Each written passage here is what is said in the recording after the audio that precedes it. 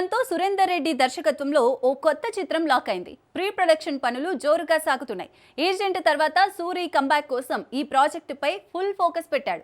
పవన్ ఇచ్చిన ఈ అవకాశాన్ని సద్వినియోగం చేసుకోవాలని సూరి శ్రమిస్తున్నాడు.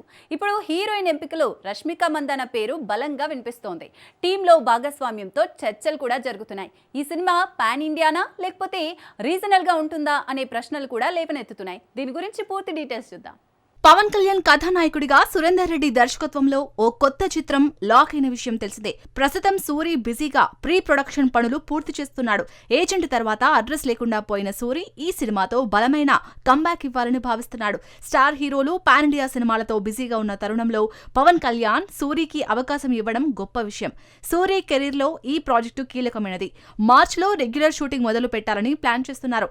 నటీనటుల ఎంపిక ప్రక్రియ కొనసాగుతోంది. ఇందులో పవన్ కి జోడీగా రష్మిక మందన పేరు బలంగా వచ్చింది. రష్మిక ఇమేజ్, సక్సెస్ లో పవన్ కి పర్ఫెక్ట్ గా సెట్ అవుతాయని టీం భావిస్తుంది. సినిమాకు మంచి రీచ్ వస్తుందని అంచనా. అయితే ఇది సూరి ఆలోచన కాదు. అసిస్టెంట్ ఒకరు సజెస్ట్ చేయగా సూరి పాజిటివ్ గా స్పందించాడు. హీరోయిన్ ఎంపికలో పవన్ కూడా ఇన్వాల్వ్ అవుతాడు కాబట్టి ఆయనతో చర్చించి నిర్ణయం తీసుకుంటారు. ఈ చిత్రం పాన్ ఇండియాగా ప్లాన్ చేస్తున్నారా లేక రీజనల్ గా ఉంటుందా అనేది కీలకం. ఏజెంట్ తో పాన్ ఇండియా లాంచ్ అవ్వాలనుకున్న సూరి చివరి నిమిషంలో రీజనల్ గా రిలీజ్ చేశాడు. ఇప్పుడు పవన్ తో ఏ రేంజ్ లో సినిమా తీస్తాడో చూడాలి. Rashmika Mandanna pan India heroine కాబట్టి ఆమెను తీసుకుంటే భారీ పారితోషికం చెల్లించాలి. పాన్ ఇండియా అయితే ఆ పారితోషికానికి న్యాయం జరుగుతుంది. రీజనల్ గా చేస్తే కొత్త నాయకతో తక్కువ ఖర్చుతో సినిమా పూర్తి చేయవచ్చు. పవన్ ఇమేజ్ తో రీజనల్ మార్కెట్ లో సులభంగా నెట్టుకొచ్చే అవకాశం ఉంది.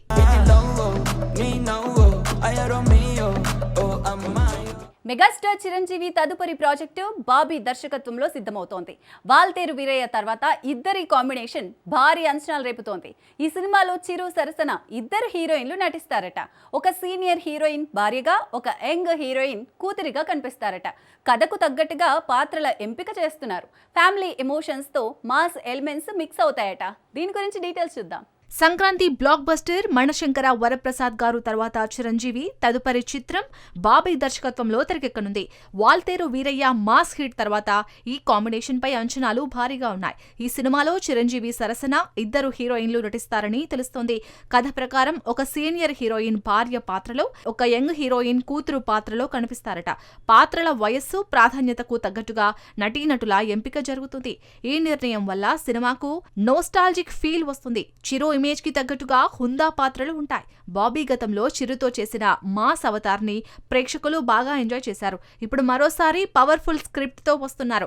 కమర్షియల్ అంశాలతో పాటు ఫ్యామిలీ ఎమోషన్స్ కి ప్రాధాన్యత ఇస్తున్నారు. సీనియర్ హీరోయిన్ తో చిరు జోడీ అభిమానులకు పాత రోజులను గుర్తు చేస్తుంది. ఈ సినిమాని కేవీఎన్ ప్రొడక్షన్స్ భారీ బడ్జెట్ తో నిర్మిస్తుంది.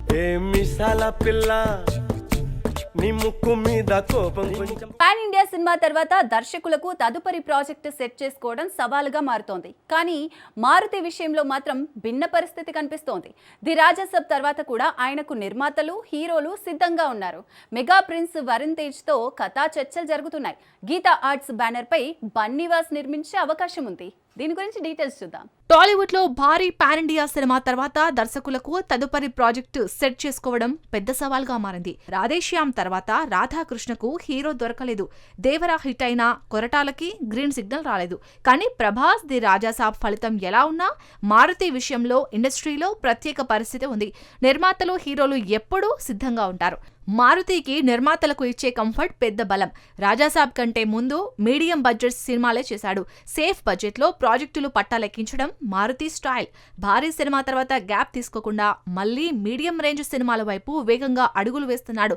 లేటెస్ట్ గా వరుణ్ తేజ్ తో కథా చర్చలు జరుగుతున్నాయి. గీతా ఆర్ట్స్ బ్యానర్ పై తన మిత్రుడు బన్నీవర్స్ నిర్మాణం చేసే అవకాశం ఉందని సమాచారం. మరి దీనిపై అధికారిక ప్రకటన ఎప్పుడొస్తుందో చూడాలి.